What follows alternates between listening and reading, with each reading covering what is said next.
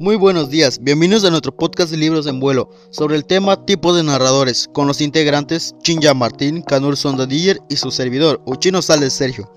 En el día de hoy llevaremos a cabo un viaje fascinante a través de los distintos tipos de narradores que encontramos en la literatura y en otros medios narrativos como películas y series. Prepárense para adentrarse en un mundo lleno de voces e historias apasionantes. Comencemos.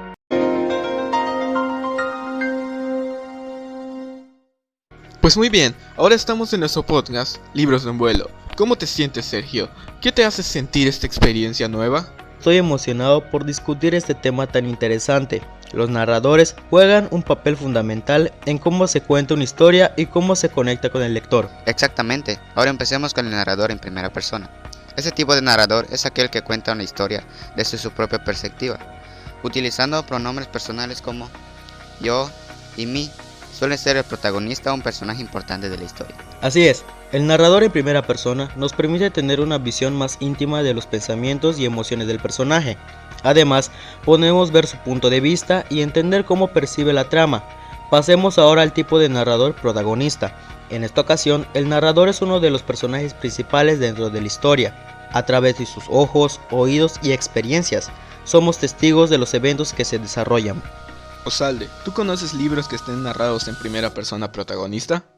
Claro que sí. Un ejemplo sería el libro de la inquilina, del Velo, que es un cuento realista en donde está narrada en primera persona protagonista. Sergio, ¿qué me puedes decir sobre el narrador testigo?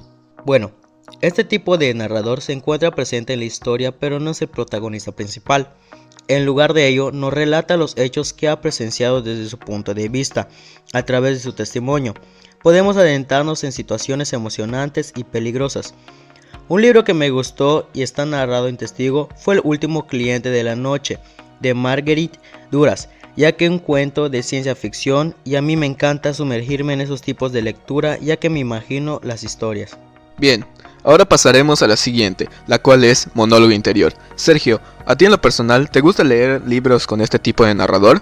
No me gusta tanto, pero me gusta cómo el autor busca capturar la experiencia propia del personaje y hace reflexiones y emociones de manera íntima y sin la intervención del narrador externo. Por eso me encanta el narrador en primera persona, porque nos sumerge de lleno en la mente del personaje. Pero hay otro tipo de narrador que también tiene su encanto, como lo es segunda persona. Didier, ¿nos puedes decir de este narrador? Básicamente se utiliza para referirse al receptor del discurso, ya sea el interlocutor o el oyente. En la gramática y en la escritura se reconoce a la segunda persona por el uso de pronombres personales. Un ejemplo sería tú o usted. La segunda persona implica directamente al destinatario del mensaje, ya sea la comunicación oral o escrita. Un libro que está narrado en segunda persona es Si una noche en un viajero del tiempo, del autor Italo Calvino. Bueno, lo que acaba de mencionar tiene sentido. ¿Qué opinas, Martín? Estoy de acuerdo contigo. Pasemos con el siguiente narrador, que es en tercera persona. Martín, ¿qué nos puedes hablar sobre eso? Claro que sí. El narrador en tercera persona omnisciente es aquel que tiene conocimiento completo de la historia y puede acceder a los pensamientos y sentimientos de todos los personajes. Puede observar la trama desde diferentes perspectivas.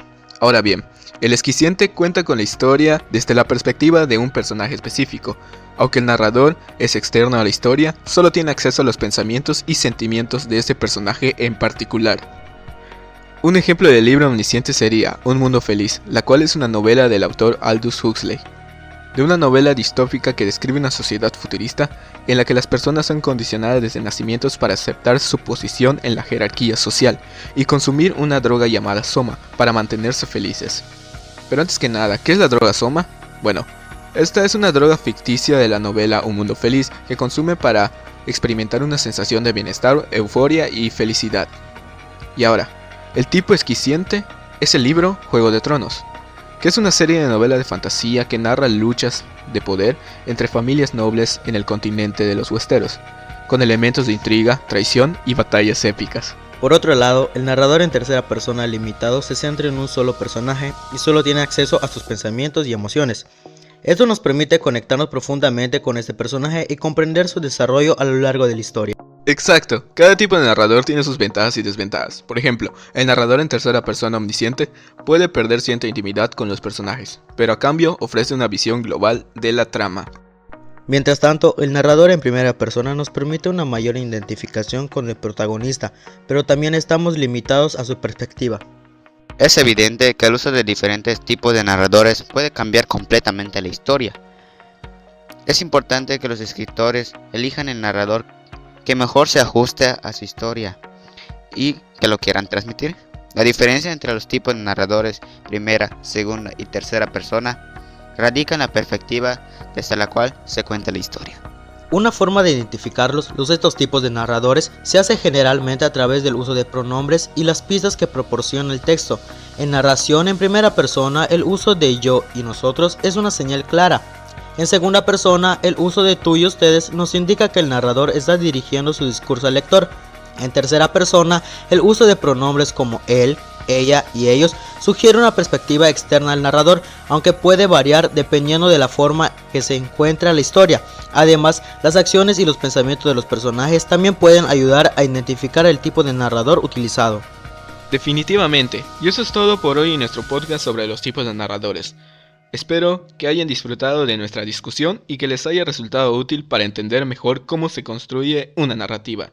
Hasta la próxima.